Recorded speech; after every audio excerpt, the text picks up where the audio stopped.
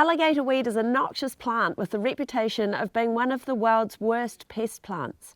The South American native thrives in a temperate climate and is threatening to take over some parts of NZ.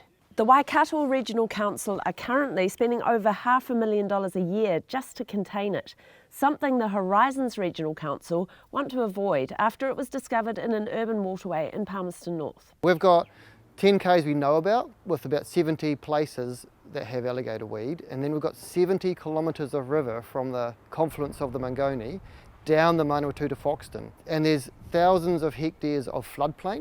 Able to grow on land and in water, the weed is creeping into a number of other regions in the central North Island, where the effects could be devastating.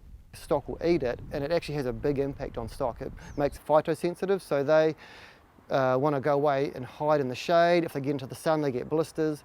They do not eat, they don't produce milk.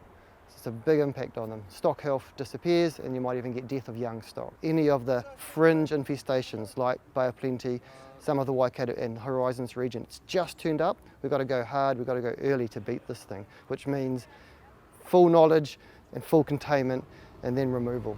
Horizons is concerned the weed may have already made its way into the Manawatū, and if that takes hold, it's not just pasture and livestock that could be affected. And if we have alligator weed in the Manawatū and it gets to Foxton, we've got a Ramsar site there with significant wetlands for breeding birds, godwits, spoonbills. Alligator weed will take away that habitat. Much like COVID, stopping the spread of alligator weed requires education, sanitising and tracing. It's a true story from the Waikato, discovered 10 years hence when someone said my pasture of 6 hectares is now alligator weed.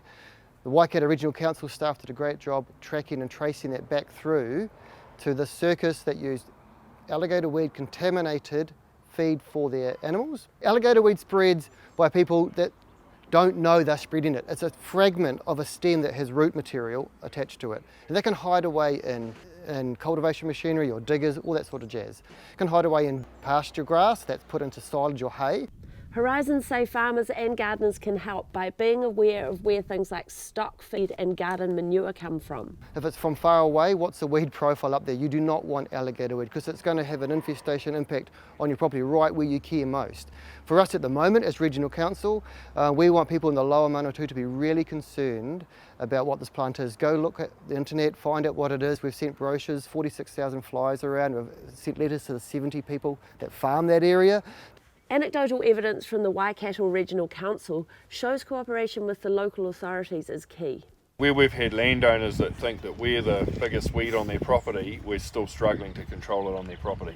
Interesting, they're two neighbours. Yeah, and we've got two neighbours that had similar problems, and one's still got a big problem and the other one doesn't. Just because he followed the simple rules with machine hygiene. If you suspect you've seen alligator weed, leave it alone and call your regional council. Even if you're not sure, council staff will know what to do. Georgie Ormond, Local Focus.